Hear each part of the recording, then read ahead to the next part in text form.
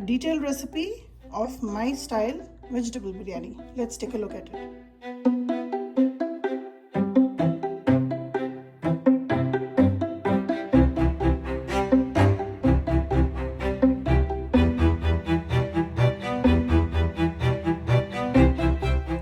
For this biryani is going to be tomatoes. These are diced tomatoes. I've taken the 14-ounce can and I have used 1.5 cans of tomatoes.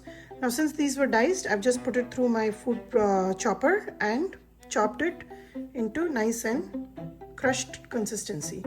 So use about 1.5 cans. This is about 2 carrots which I've just sliced a little thick, about half cup of peas. This is 1.5 cups, 1.5 bell pepper. This is around 200 grams of paneer which is chopped. This is about 3 potatoes which are cubed and I'm just soaking them in water so they don't discolor. Besides some ginger garlic paste, I'll use about 3 tablespoons.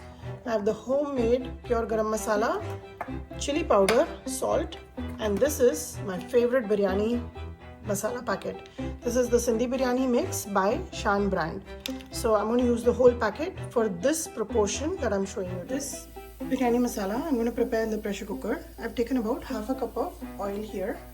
To this, even before turning on the gas, just add all the potatoes at the bottom, all the carrots on top of it. These are hard vegetables, so it will take longer to cook, so let them be the base of this. Now I'm going to put all the tomatoes that I've crushed. Use the balance, and this is a large quantity that I'm preparing today, but once you have this gravy, I can show you how you can make biryani for one person or you can make it for 15 people. Just add about 3 full tablespoons of ginger garlic paste, 1 full teaspoon of homemade pure garam masala, and about 3 teaspoons of chili powder. Along with all of this, the masala packet does come with a little bit of salt, but I'm adding about 2.5 teaspoons of salt here. Packet of the biryani masala that we have taken.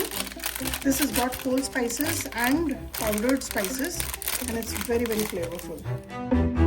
After mixing, add the peas right on top. Don't have to mix it in.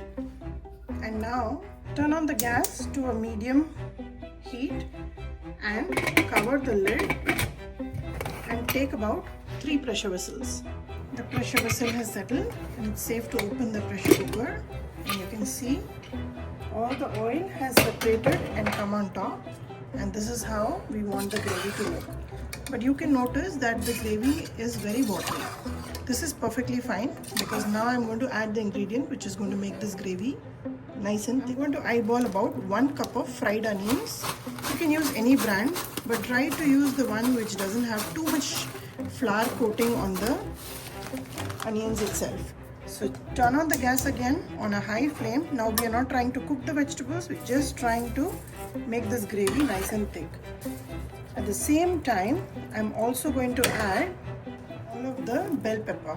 Now bell pepper should not become very mushy, otherwise it will lose its texture and taste. So we are just going to mix it so that it is like half cooked, and then it will fully cook when we steam the biryani. So just mix it, and just in front of your eyes, as you see this video, you will see how nicely this gravy is going to thicken because of the onions that we have just added. At this stage, you can taste the gravy to adjust salt and spices. If you want, you can add more chili powder and more garam masala or salt, whichever you like. My gravy is just perfect, the measurements that I've given you. And now once I see that the oil is separating on top, I will turn off the gas and this gravy is ready for making the biryani. You must wonder about the paneer. Now paneer we will add it when we layer the biryani. If you are interested, you can also add some cauliflower at this stage. Do not add it while we prepare the gravy, otherwise it will become very mushy. So along with the bell peppers, you can add some cauliflower at this stage. If you are very adventurous, you can even add some broccoli here. The gravy is ready. You can see how nice and thick it has become. Now don't overcook this, just turn it off right now, and we will prepare the rice and layer the biryani.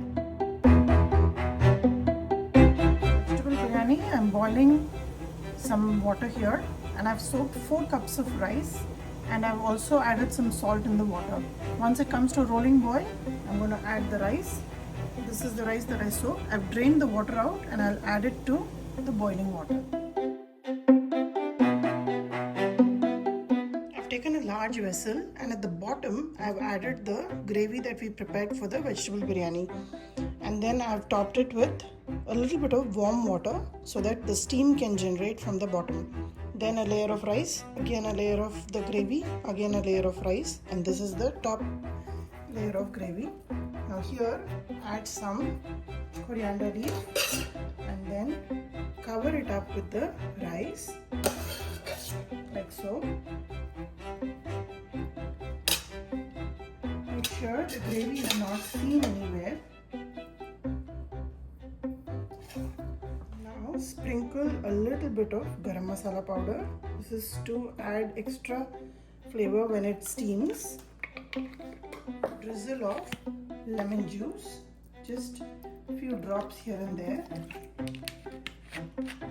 Along with this, I'm going to add food color, which will give the gravy that really nice restaurant look. I'm using red, just few drops is good enough, and few drops of orange. This is completely optional. If you're not a big fan of using color, please don't use it.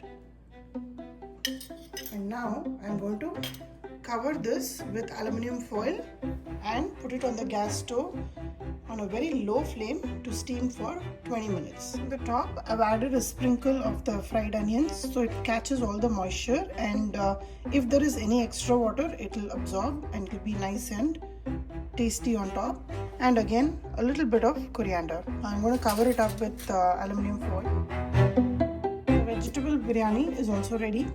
I have steamed it for about 20 minutes on a very low flame and then allowed this to rest for about 30 minutes before I'm going to open it now. Hot vegetable biryani for everybody at work today. I'm going to top it off with some paneer cubes, and in the steam of this biryani, this paneer will be well flavored. So give this recipe a try, like and subscribe my channel, and let me know how this turned out for your big occasion.